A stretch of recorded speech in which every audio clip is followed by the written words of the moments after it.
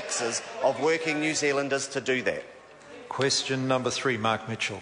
Thank you, Mr Speaker. To the Minister of Finance, what progress is the government making with its Better Public Services plan? The Honourable Stephen Joyce. Mr Speaker, the government is making excellent progress with the Better Public Services program, which is working to produce a more efficient and focused public service. Some weeks ago, the Prime Minister announced 10 specific Better Public Service results on which the government is determined to see real progress in the next 5 years.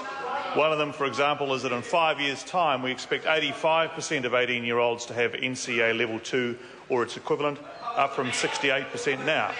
The government yesterday released 2 further action plans to achieve those results, one on how we will achieve that NCA target, and the other on how to ensure that in the next 5 years 55% of 25 to 34-year-olds will have a Level 4 tertiary qualification or above. These are serious targets, Mr Speaker, and also serious action plans for what are very important milestones for New Zealand's future. Supplementary. Mark Mitchell. Supplementary, Mr Speaker. Are the targets the government has set actually achievable? The Honourable Stephen Joyce. Well, Mr Speaker, they are very challenging targets. As was made clear in the budget speech, achieving these results will be demanding, and in fact meeting some of them will be quite difficult. But they are very worthwhile targets for New Zealand.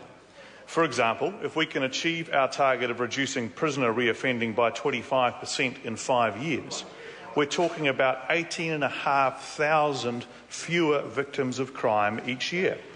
And when we set a target of 55% of 25 to 34-year-olds having a Level 4 qualification or higher by 2017, that means an extra 7,750 people over and above population growth and the increase we would expect from current policies to achieve qualifications at Level 4 and above. So these targets are very real, very important and very measurable. Mark Mitchell. How will the Better Public Services plan contribute to New Zealand's improved economic performance? The Honourable Stephen Joyce. Mr Speaker, the Better Public Services program is working to ensure that there is a more efficient public sector and therefore less waste of taxpayers' money. It will also help lift public sector productivity and therefore wider productivity across New Zealand. But, Mr Speaker, the program also has broader and more important objectives of reducing long-term costs to the state.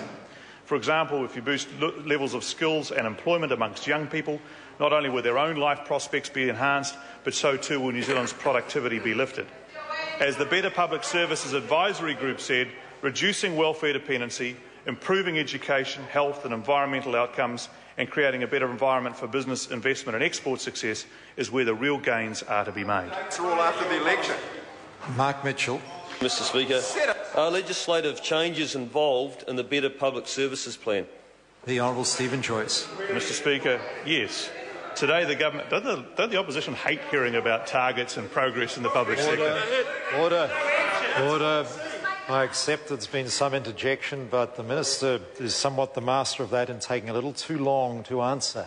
The Honourable Stephen Joyce. Well, Mr Speaker, the reality is that members opposite don't want to hear these things. That's why they make it sound like it's taken a long time. These are very excellent initiatives.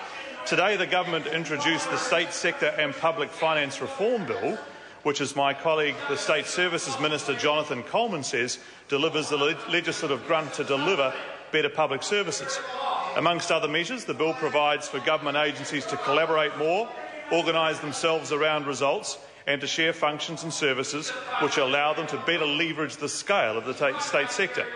The bill extends the responsibilities of chief executives so they consider the collective interests of the whole government, not the narrow focus of a single agency. These are very Grant Robertson.